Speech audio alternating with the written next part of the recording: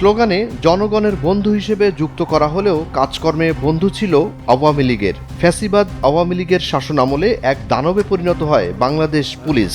গুম, খুন, ক্রসফায়ার, গ্রেফতার, বাণিজ্য সহ বেশিরভাগ মানবাধিকার হরণের অভিযোগ ছিল পুলিশের বিরুদ্ধে।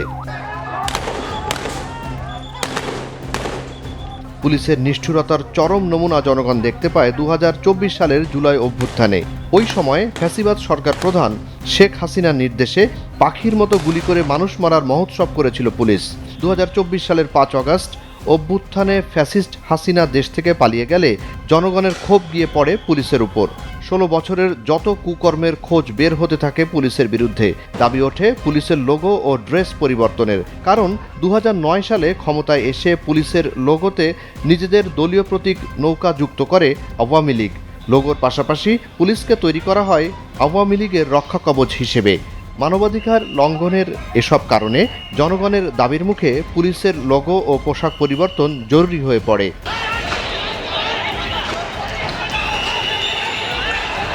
বাংলাদেশ পুলিশের নতুন লোগো বা মনোগ্রাম চূড়ান্তের আদেশ জারি করা হয় ১০ এপ্রিল বৃহস্পতিবার। পুলিশ সদর দপ্তর থেকে অতিরিক্ত উপমহাপরিদর্শক নাসিমা আক্তারের স্বাক্ষরে জারি করা হয় এই আদেশ। বর্তমানের পরিবর্তে নতুন লোগো প্রতিস্থাপন করা হবে। এখন শুধু গেজেট প্রকাশের অপেক্ষা।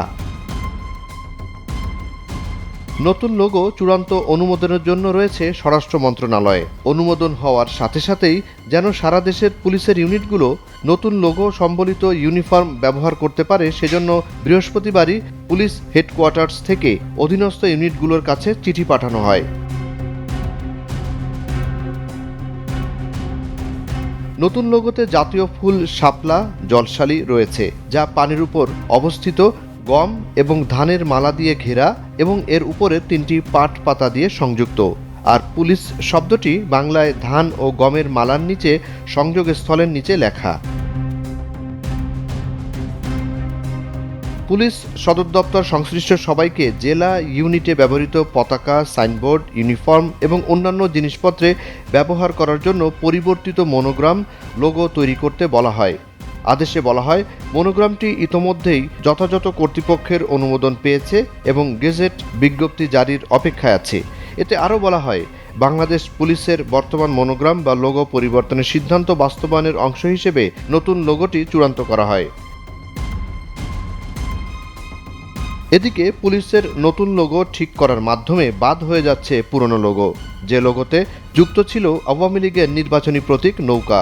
২০০৯ সালে আওয়ামী লীগ ক্ষমতায় এসে যুক্ত করেছিল এই নৌকা। আওয়ামী লীগের অধীনে তখন থেকে পুলিশও ধীরে ধীরে হয়ে ওঠে মানবাধিকার হরণকারী, জনশত্রু এবং নৃশংস। জুনায়েদ আলী সাকি, বৈশাখী সংবাদ।